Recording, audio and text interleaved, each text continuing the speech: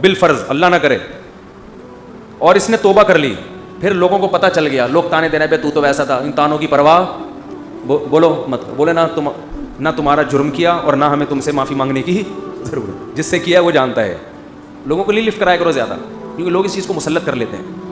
ہمارے حضرت کے پاس ایک بندے کا فون آیا لندن سے, کہتا ہے یار میں نے گناہ کیا تھا, پکڑا گیا, کہہ رہے اب میں نے توبہ کر لی, رو رو کے گڑ گڑا کے اتنی معافیاں مانگی کہ اللہ نے بھی دل میں سکون ڈال دیا کہ میں نے تجھے معاف کر دیا, کہ لیکن پبلک معاف کرنے کے لیے تیار نہیں. پبلک جب بھی گزر کرے ہے نا, وہی پبلک کا دل تو چھوٹا ہوتا ہے نا, پبلک کا دل کیا ہوتا ہے چھوٹا. تو ایسی صورت میں پبلک کو زیادہ لفٹ نہیں کرائے, بولا جاؤ تمہاری ایسی کی تیسی, ہم جانے اللہ جانے تو کون ہوتا ہے بھائی میرے کو.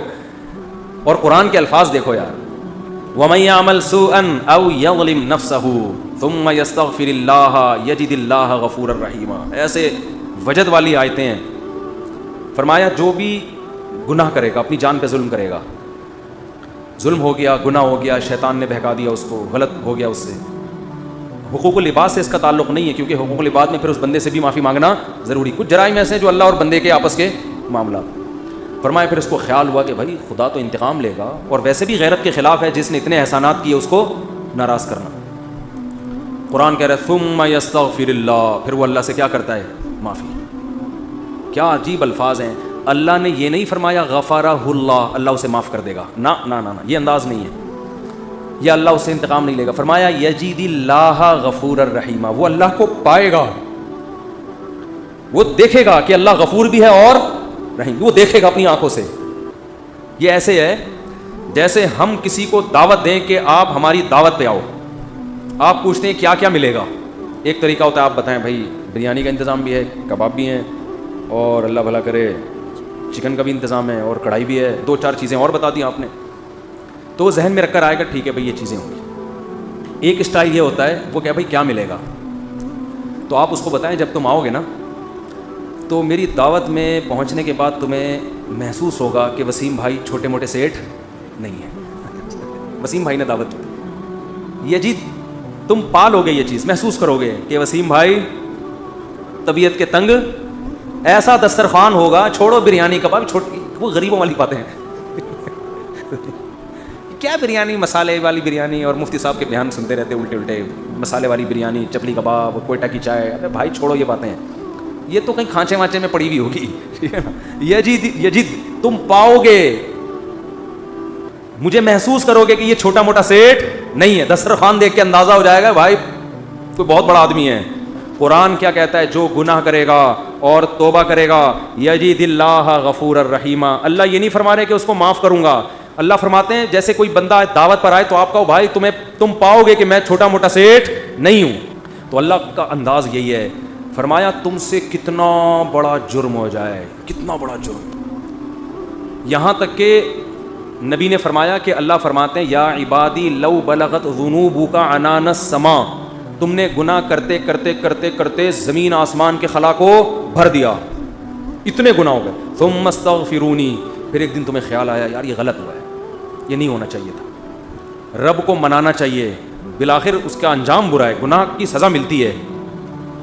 تو آپ نے ہاتھ اٹھا کے اللہ سے معافی, کسی اور کے در پہ نہیں گئے, کسی کی پرواہ بھی نہ کرو کون کیا کہہ رہا ہے, اللہ سے معافی مانگی. تو حدیث کے الفاظ کیا ہیں, قرآن کے الفاظ بھی عجیب ہے جو میں نے بتائے. قرآن کے الفاظ کے اللہ فرماتے ہیں معاف کرنا, تو یہ تو ہلکی بات ہے نا, معاف کروں گا تو مطلب یہ کہ یہ بریانی ملے گی, کوفتے ملیں گے, سالن, یہ تو ہم نے بتا دیا نا. اللہ فرماتے ہیں توبہ کر کے دیکھ, تو اللہ کو غفور اور رحیم پائے, غافر نہیں, راحم نہیں, غفور مبالغہ ہے. تو اللہ کو محسوس کرے گا کہ تیرا رب چھوٹا موٹا معاف کرنے والا نہیں ہے, رحیم کا مطلب بہت رحم کرنے والا ہے. اور اللہ یہ تجھے دکھائے گا, دکھائے گا کا مطلب کیا ہے, تیرے دل میں سکون پیدا ہو جائے گا کہ میرے رب نے مجھے معاف کر دیا. یہ توبہ کا پہلا انعام ملتا ہے دنیا میں, معاف بھی کرے گا اور اطمینان بھی دلا دے گا, معاف کر دیا. تعلق, وہ اطمینان کی علامت کیا ہے, اللہ سے جو تعلق ٹوٹا ہوا تھا وہ آپ کو جڑا ہوا محسوس ہوگا. گناہ کی وجہ سے جو دل میں کالک آ گئی تھی وہ کالک آپ کو ختم ہوتی ہوئی نظر آئے گی. یہاں تک علماء کہتے ہیں کہ بعض لوگ گناہ کر کے ایسی توبہ کرتے ہیں کہ گناہ سے پہلے جو اللہ کا ان سے تعلق تھا نا, گناہ کے بعد جب توبہ کی تو اس سے زیادہ اچھا تعلق پیدا ہو جاتا ہے ان کا, پہلے سے بھی زیادہ اچھا اللہ کی محبت پیدا ہو جاتی ہے.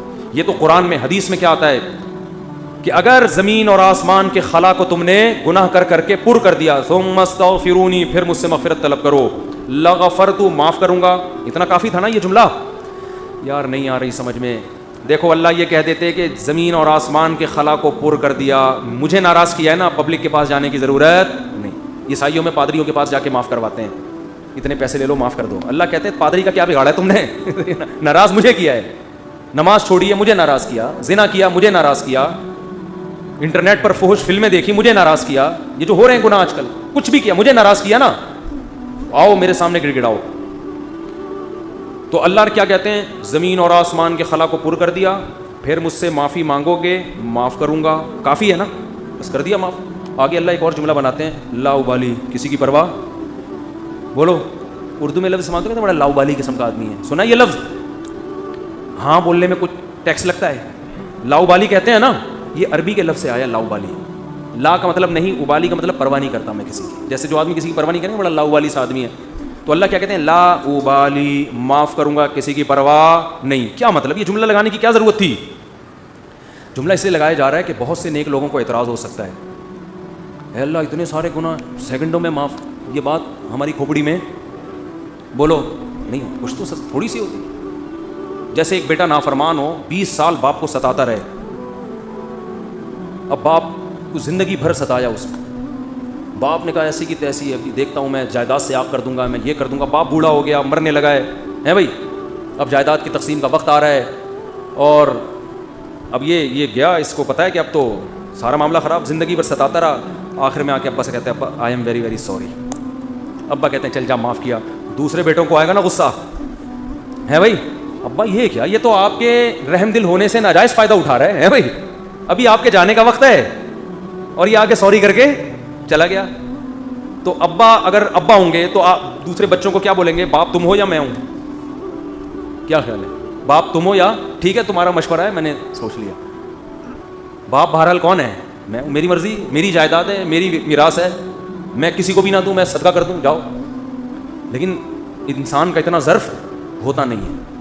اب اللہ پر تو موت واقع نہیں ہوگی, لیکن انسان پر تو موت واقع ہوتی ہے, اور موت کے بعد رحمت کے چانسز ختم, توبہ کے دروازے بند.